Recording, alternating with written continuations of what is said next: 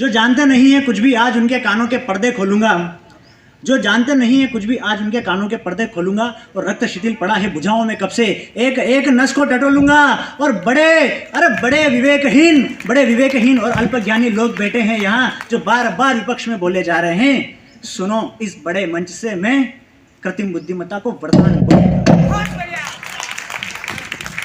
निष्पक्ष श्रेष्ठ निर्णायक मंडल, गरिमामय मंच एवं उपस्थित प्रबुद्ध श्रोतागणों, बिना किसी अतिरिक्त भूमिका के शब्द और स्वर की अधिष्ठात्री देवी मां भगवती को प्रणाम करता हूं।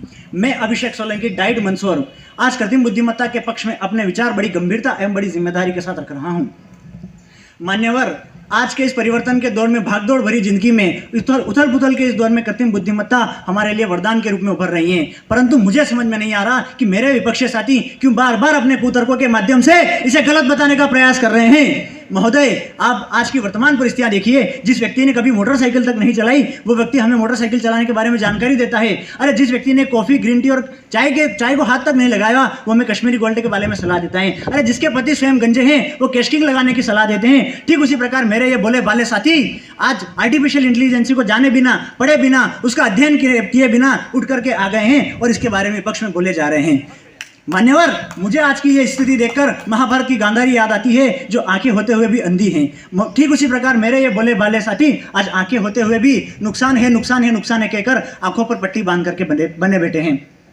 मेरे इन बोले भाले साथियों ने यहाँ पर एक तर्क रखा कि आर्टिफिशियल इंटेलिजेंस की आने से हमारी व्यवहारिकता में कमी आएगी और बुद्धि क्षमता कमजोर होगी। तो महोदय, मैं बता देना चाहता हूँ कि इटली की एक यूनिवर्सिटी ऑफ कैरेटिया में हुई शोध के मुताबिक अगर AI जनरेटेड द्वारा रोबोट इंसानों की तरह ही सोएगा, इंसानों की तरह ही सपने देखेगा तो उसकी कल्पना शक्ति का विकास होगा, उसकी बुद्धिमत्ता क्षमता का विकास होगा, उसकी वैचारिक क्षमता का विकास होगा और वो लोगों को मदद करने के लिए प्रेरित करेगा। तो फिर आप विचार कर लीजिए कि आर्टिफिशियल इंटेलिजेंस हमारे लिए किस प्रकार फायदेमंद हो सकती है। स्वयं को अहम ब्रह्मास्मि नहीं, स्वयं को अहम ज्ञानम ब्रह्मास्मि मानने वाले मेरे ये भोले भाले साथी ये आज यहाँ पर एक तर्क रखे जा रहे हैं। मान्यवर, तर्क नहीं, इन्होंने खुद तर्क रखा कि आर्टिफिशियल इंटेलिजेंस के आने से हमारी रोजगार खतरे में आ जाएगा, हमारी नौकरियों में कमी आ जाएगी। ये इन्होंने अध्ययन के अभाव में बात कही है, क्योंकि ये अध्ययन करके आते तो आज इसके विपक्ष में नहीं बोलते। महोदय, अब जो आंकड़ा मैं यहाँ रखने जा रहा हूँ उनसे कहीं मेरे विपक्षी साथियों का ब्लड प्रेशर हाई ना हो जाए। सदन की शालीनता को गंभीरता में बदलने का प्रयास करूंगा और बता देना चाहता हूँ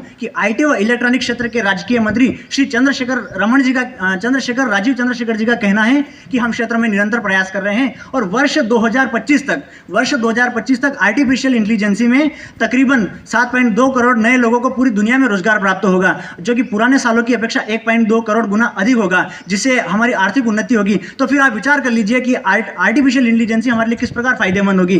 तीसरी सबसे बड़ी बात, कुएं के मेंढक बने मेरे ये विपक्षी साथी जो कुएं में घूम फिर करके वहीं और आ रहे हैं। स्वास्थ्य की बात इन्होंने की, एक तर्क रखना चाहता हूं मान्यवर, कहीं आपकी आंखें खोलने का प्रयास करूंगा। तर्क इन्होंने रखा कि आर्टिफिशियल इंटेलिजेंस हमारे लिए स्वास्थ्य के हानिकारक है। ये उनकी बुद्धिमत्ता का प्रभाव नहीं है, ये इनकी विवेकहीनता का प्रभाव है। मान्यवर, एक तर्क बता देना चाहता हूं कि आर्टिफिशियल इंटेलिजेंस ने हाल ही में एक चैट बॉक्स का निर्माण किया है।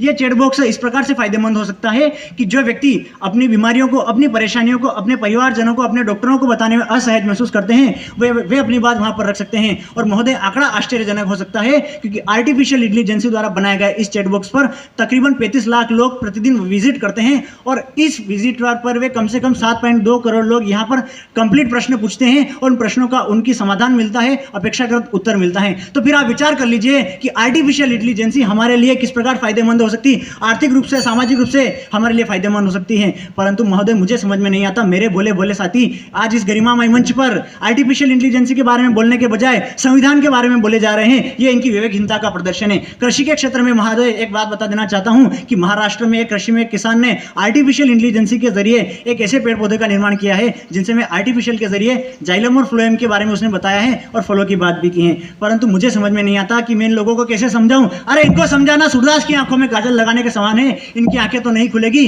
परंतु मेरा विवेक मर जाएगा। समय की अपनी मर्यादा है, केवल 4 पंक्तियां रखूंगा और अपना स्थान ग्रहण करूंगा ताकि अंधे लोगों की आंखें खुल सके। महोदय, कि चल पड़ा हूं तो रुकूंगा नहीं। अरे चल पड़ा हूं तो रुकूंगा नहीं, मील का पत्थर हूं मैं, यूं किसी के डिगाने से डिगूंगा नहीं। और ये आधुनिक भारत है, उत्कर्ष तक जाएगा, किसी के झुकाने से झुकेगा नहीं। बहुत बहुत धन्यवाद।